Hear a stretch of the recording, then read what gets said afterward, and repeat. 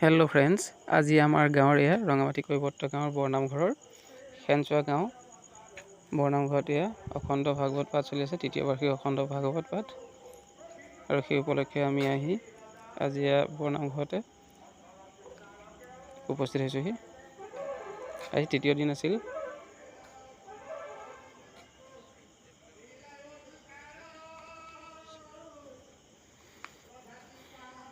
আৰু দেখিছেনে খুব সুন্দৰকৈ ইয়াৰ ভিতৰত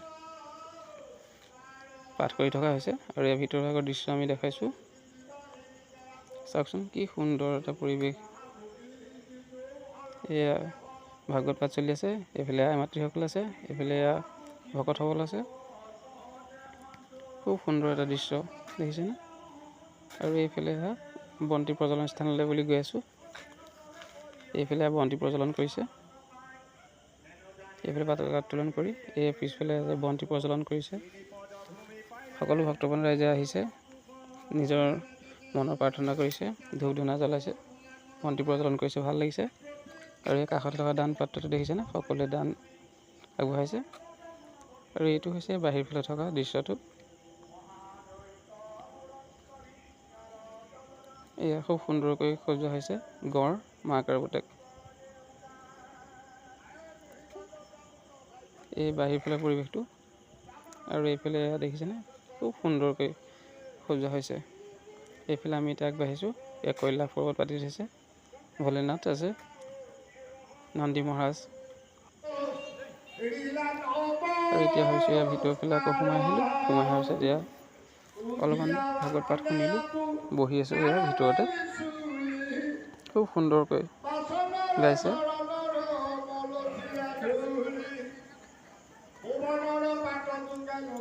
এইফালে আই মাতৃসকলে সুন্দৰকৈ বহি আছে, এয়া সেৱা লৈছে।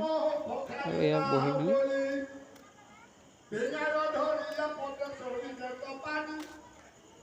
দেখিছেনে কাষতে একণ কণ মইনা বহি আছে।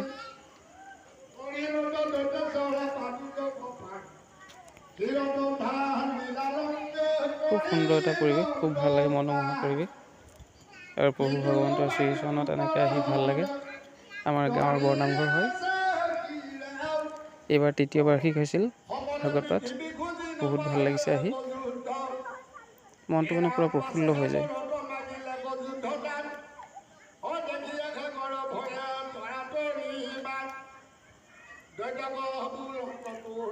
আৰু এই ভাগৱত পাঠ শুনিলোঁ। এতিয়া আমি এয়া আহি এইফালে কাষতে চাহ দিছে, লাল চাহ দিছে, পকা মিঠৈ, বিস্কুট দিছে।